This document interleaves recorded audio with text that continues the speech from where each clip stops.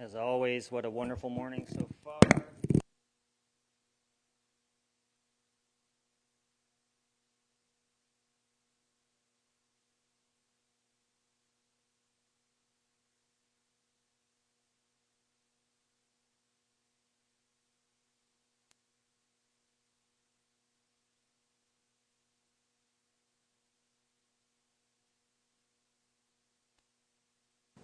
I'll keep this on.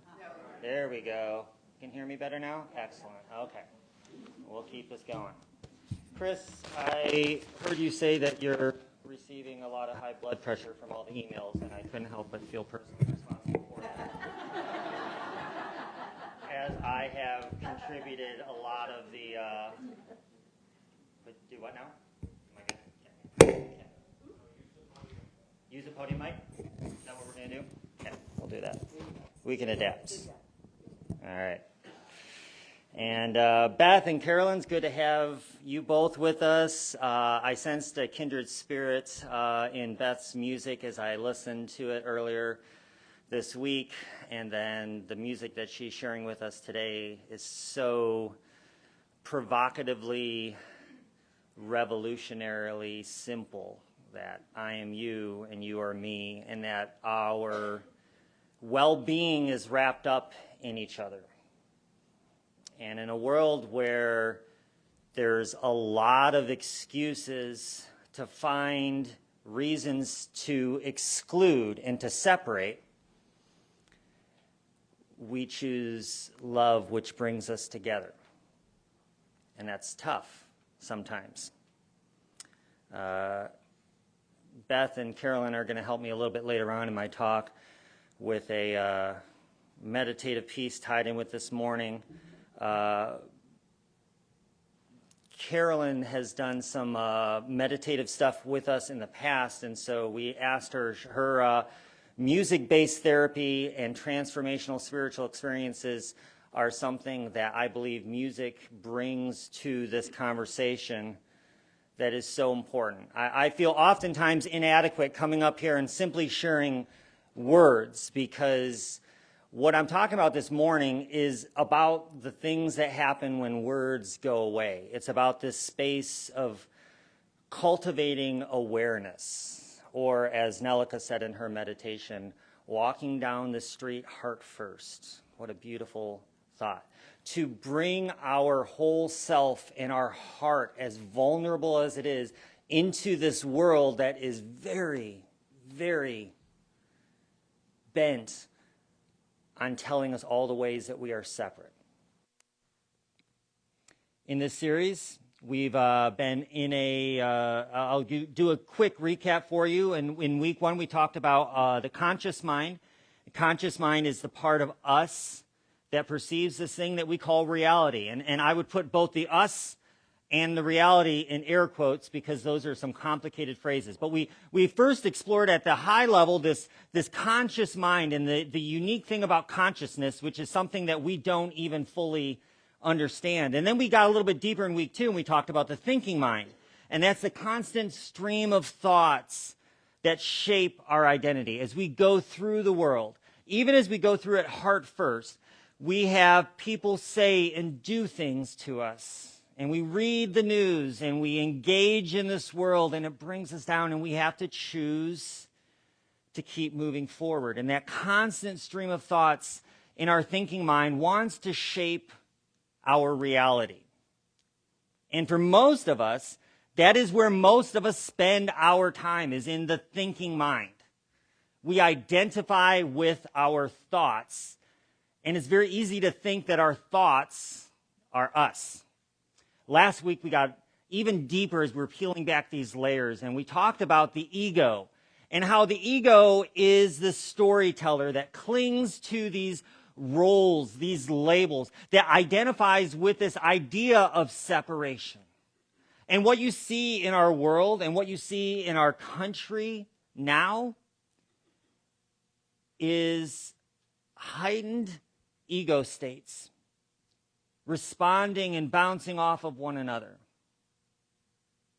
And the more we talk and the more we argue, the more we begin to identify with our ego instead of going deeper. We said that the ego is like a lens, if you use this camera analogy. The ego is the lens that can bring focus to something, but it's not the camera. Anybody who's familiar with cameras knows in the digital SLR, single lens reflex camera, there's this sensor. And the CMOS chip in there, the little sensor, when I first bought my first digital camera, I think it was like in the late 90s. This was one of the early digital cameras. I paid $1,600 for this Olympic digital camera that shot at a whopping 1.5 megapixels. I think most of our watches could probably shoot at a higher resolution than that. But it was really cool for somebody who had come out of, who's celebrating the rise of the digital age and what that was going to do for art and design. And if you have bought cameras or video cameras, you know that the size of the sensor determines how much light comes in and is absorbed. The lens focuses that light. So if we think of the lens as our ego is what brings all of this outside stimuli in. But it's not our core identity. It brings it in. The piece we want to talk about is this sensor, this awareness that we bring into life. And that's the talk that I want to give this morning, is on awareness. As we learn to step beyond the stories and learn to see what's been present all along. Ellen Watts, who I've quoted just about every week in this, has a fantastic couple of paragraphs on this subject, and I just want to share this. This is not in the bulletin because it was a little bit long for that, but I want to describe how he says it because he can say it in a way that I wish I could.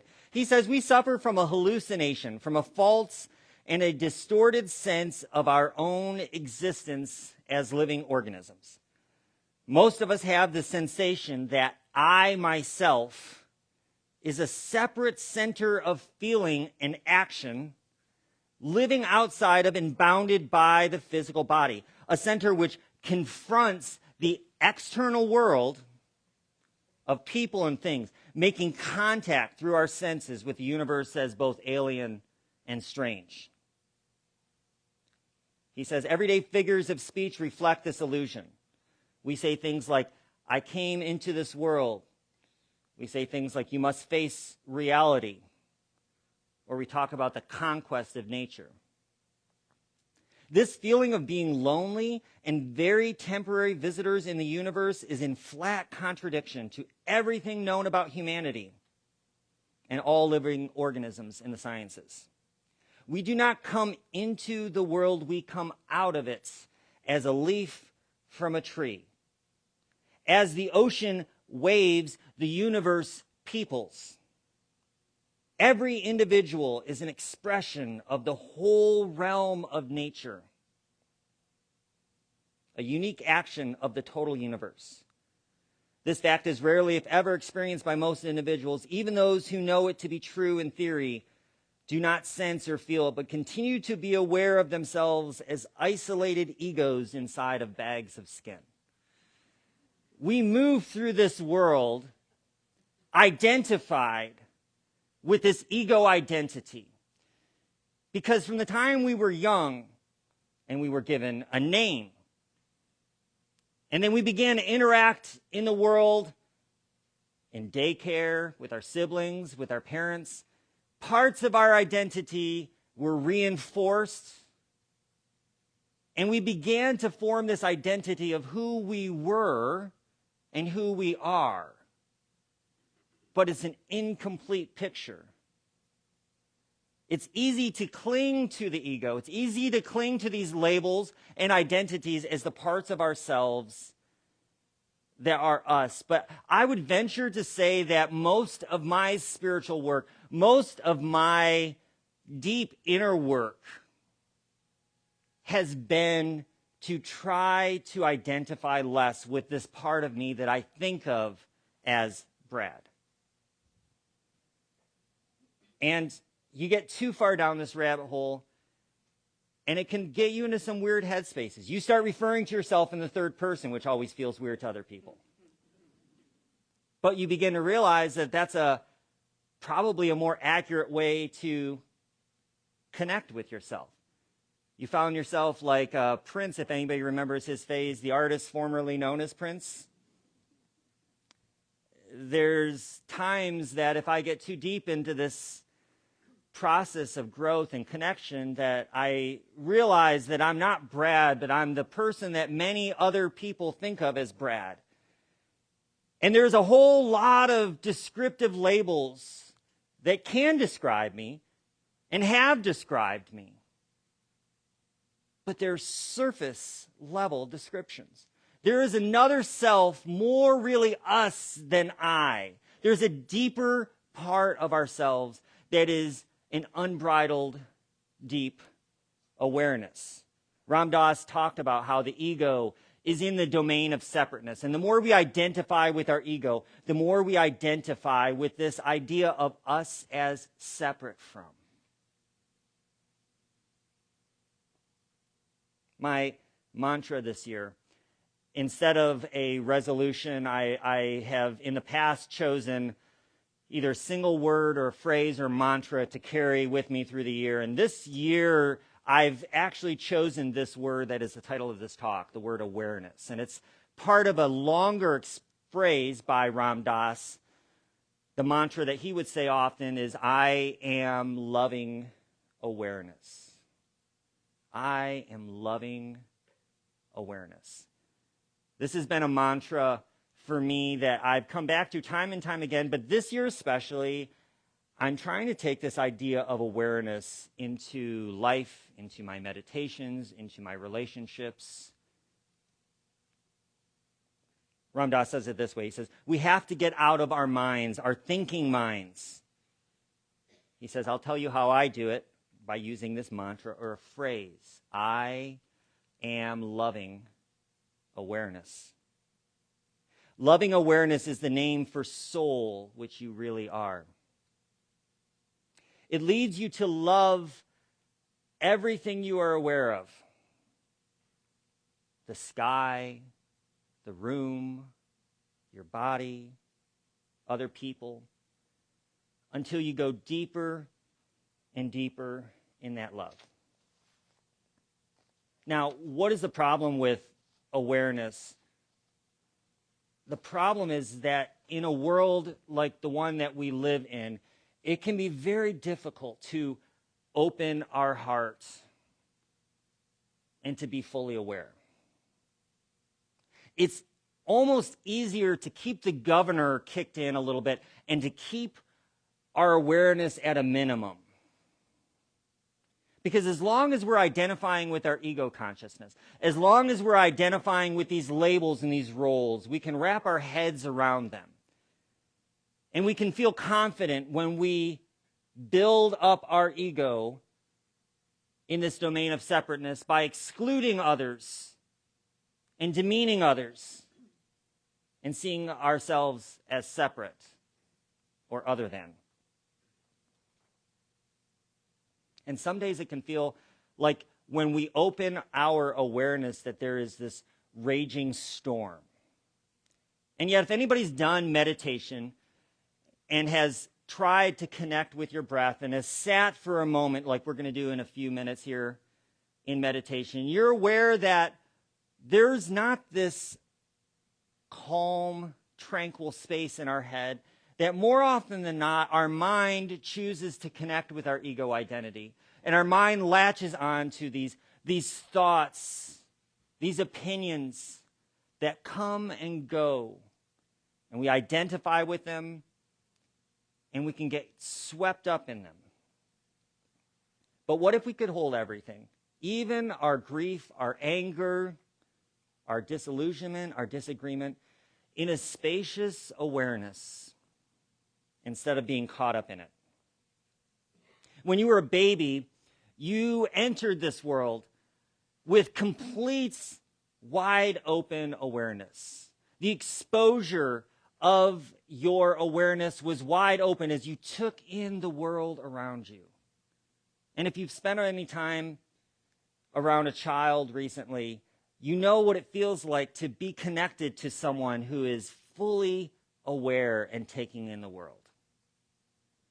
to see their eyes wide open, to almost feel the synaptic neurons connecting as they're forming these neural pathways, as they're forming this identity of who they are and who the world is around them. This idea of awareness is our core identity of who we are. It's how we came into the world, but it is something that we oftentimes lose as we identify more with our consciousness. This is our true nature before it was wallpapered over and covered over with all of our beliefs and all of our concepts. Ellen Watts again says, what we typically call the ego is like an actor who has forgotten that they're playing a role. You think of Daniel Day-Lewis and some of the other method actors out there. I just read a book about Peter Jackson's making of The Lord of the Rings, and Viggo Mortensen's amazing portrayal of Aragorn was something that was not just on film. Like, he embodied that real method acting. He slept with his sword out in the woods with his horse, and he really got into character. So keep that picture in mind when you're thinking about ego and how we identify. It's like an actor who's forgotten that they're playing a role. They become so identified with the character that they forget that they're in a play. The real you, Watts says, is not the actor, it's the character. Or it's not the character, it's the actor behind all the roles. Consider how every night in your dreams you create entire worlds and you populate them with characters and adventures. And yet when you wake up, you realize that it was all you all along. The real you is like this. It's the one consciousness playing all the parts in this cosmic drama.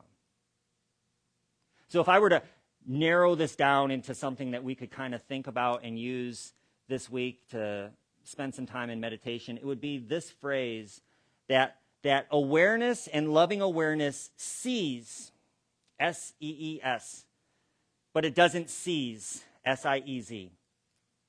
Loving awareness is aware of life as it is, but it doesn't latch on to those things. It's like the sky while the thoughts and the emotions are the passing storm. Loving awareness perceives, but it doesn't possess. It notices, but it doesn't cling. Awareness is vast and steady. So can we be the one who watches, not the one who reacts? I would dare say that in this new world that we are in today and in the upheaval of our society and our culture, what our world needs now more than ever are people who are deeply connected to their truest and deepest self. To be able to connect to one another as two parts of the same whole, not as separate ego beings clashing with our labels and our judgments. Ram Dass said, treat everyone you meet like you're encountering God in drag. Whatever you feel about this idea, this label of God or soul, if you would use that and replace that with whatever is the deepest and truest part, to connect with everyone you meet as God in drag, to embody that namaste ideal, not as something you say just at the end of a spiritual practice to feel enlightened, but to live that way in a world where we can look at the television, when we can look across the table to a family member, that we can talk to our spouse, and we can see one another and see us. As Beth sang, I'm you, you're me.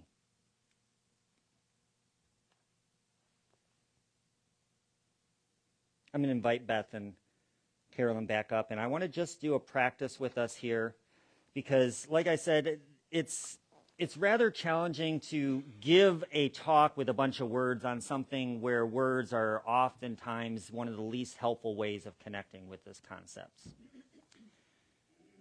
We can read all the books we want and listen to all the podcasts we can about what it means to bring mindful awareness into this world.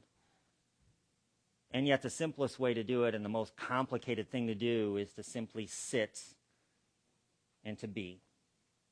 So I want to invite you for just 5 minutes here in this gathering to share in a meditative practice with me.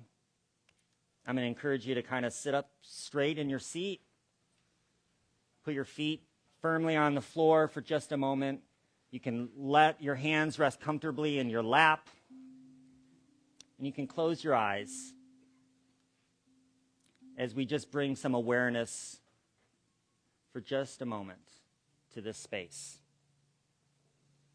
As we start in this comfortable position with our eyes closed, let's take a deep breath in together.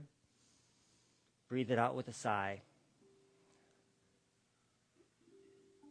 Take one more deep breath in. Breathe it out through your nose. And just for a few moments, let your breath settle into a natural, easy rhythm.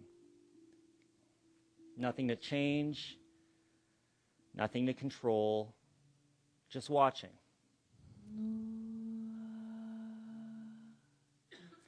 Thoughts come and thoughts go. You notice the thoughts, but you don't cling to them.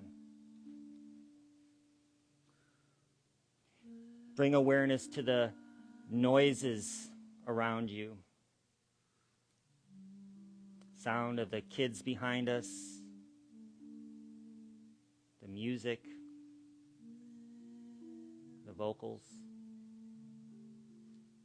Aware of the physical presence of other beings beside and around you in this room. This awareness is steady, spacious, expansive. It sees, but it doesn't seize onto anything. You can hear the sounds. The sound comes and it goes. You exist beyond that. As you rest in this open awareness. And if thoughts arise, as they often do and they will, just simply notice them. You don't need to push them away. You don't need to be angry or frustrated at yourself, as so many of us often are when we come into meditation, but to bring a loving kindness to yourself, to your own mind. And if these emotions arise, just recognize them. Oh, hello, anxious thought.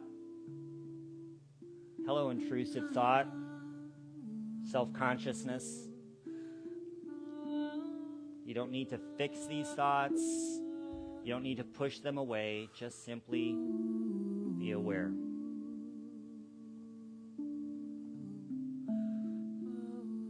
Even and especially the dark thoughts.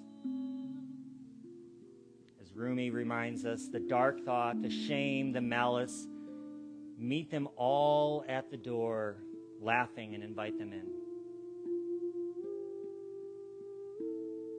As we remain in this loving awareness.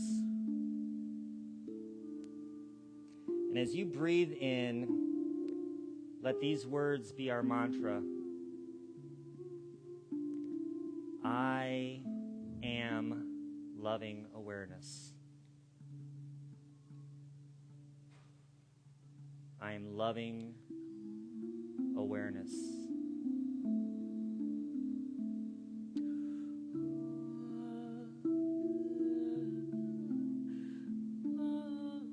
I am loving awareness.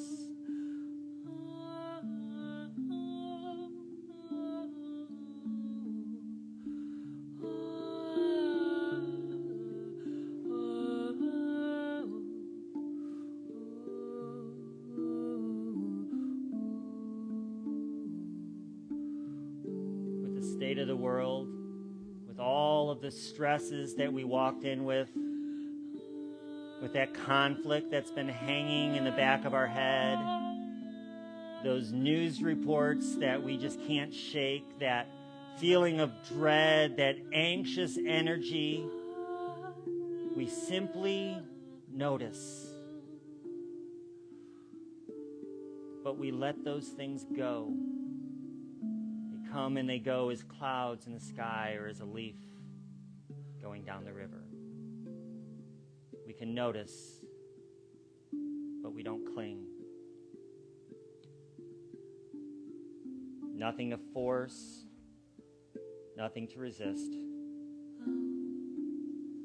Just resting in this presence of loving awareness.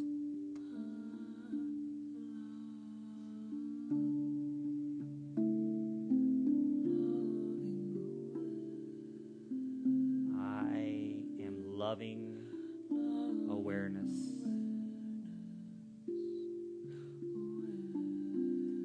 The core of who I am, at my deepest points, beyond the ego, beyond the identity, the labels that I wear, I am loving awareness.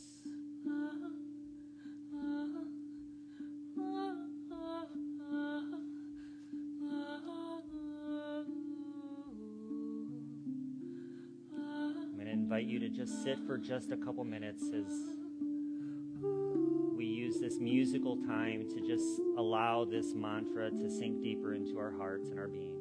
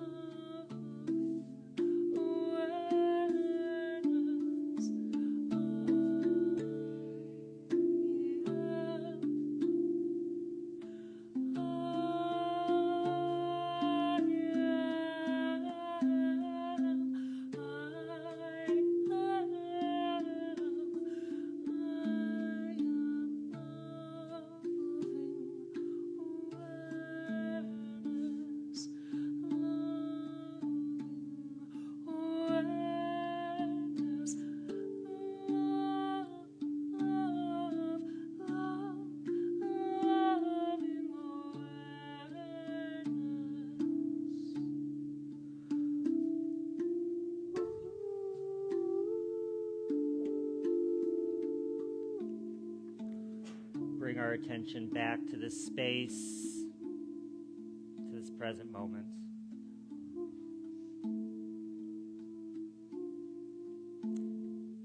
My hopes, friend, is that as we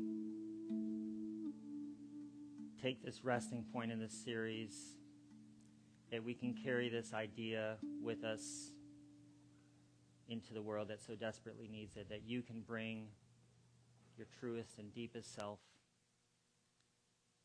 to this world. Namaste. Namaste. Thank you.